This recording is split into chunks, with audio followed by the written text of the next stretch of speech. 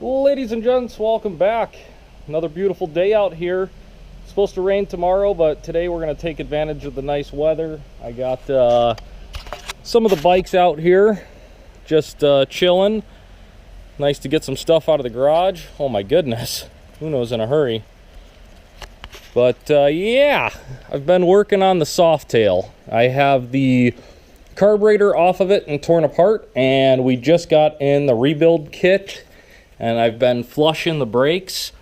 The old brake fluid that was in here was brown. And if you know, with .5, it should not be brown. To do the top, I'm going to have to move the bars. And it looks like somebody's done it before because the windshield is kind of scraped up there. But, oops, I'm going to try to move this forward as much as I can to see how level it is so we can flush those front brakes as well. And yeah, we're making big progress. I'm hoping that put the carburetor back together and see how she runs. Waiting on the rectifier. Still should be here tomorrow. I was hoping it would come in today, but it's looking like tomorrow. All right, I got the back brakes all bled out and all that's good. And I wanted to show you, I cracked open the front. Oh my goodness, that is not supposed to be brown. That is .5. That should be purple. Yeah, so we're going to get these front brakes all flushed out. This setup's kind of it's a bit of a pain just because it's such a far reach, but the old vacuum brake bleeder is a lifesaver. I love that thing. Alrighty guys, just finished up the front brakes. Everything went smooth with that, flushed them out. Now we're onto the carburetor. So here's some of the old parts, and you can see that this thing is just all rusty. Where the diaphragm was, horrible. That's the new one, nice and fresh. Everything looks good. So we're gonna go about putting this back together. There's a couple little, what they look like ball bearings, and they go in these holes, and the one that's a deeper hole, there's a spring that goes in there as well. I did notice it came with a new rod too. That's pretty cool. And the jets, everything's cleaned. Clean the carburetor out, dramatically cleaner. That ultrasonic cleaner works really well. So still need to wipe everything down, but I suppose I'll start putting it back together. And with the magic of YouTube, it is tomorrow, and guess what? Just got the mail. Brand new ski rectifier. So the carburetor is rebuilt and installed. It's not leaking gas, so that's a good sign. But yeah, let's put that on and try to start this thing. I looked up all the factory settings that they recommend for the carb, so we're gonna set everything to that and then go from there. But yeah, should be a productive day. It rained like crazy this morning and last night. I actually worked really late last night, and man, it was coming down. We got 1.5 inches of rain in just a couple hours, and the lake is back. Great. Alright, so in the past I made a quick how-to video about how to do this, but if you didn't see it, this thing's just held on with a couple bolts. There's a wire that goes down along the frame, and then back in here, this little chingaderis, we need to cut the zip ties, but the ground wire connects to the negative side there. Pretty easy job, just takes a little bit of time.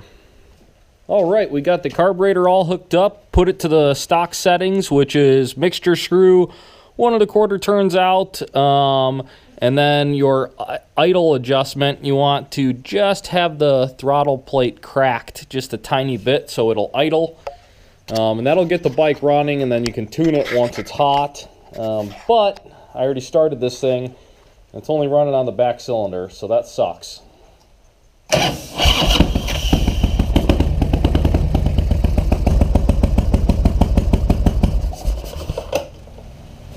So we need to figure out why the heck this thing's only running on the back cylinder. That makes no sense. I tested the spark on the front and it did look like it was getting sparked, but I think we should pull the plugs and see what the plugs look like, and we'll go from there. Alright, so here's the dealio. This Softail is kicking my ass. It's only running on the back cylinder.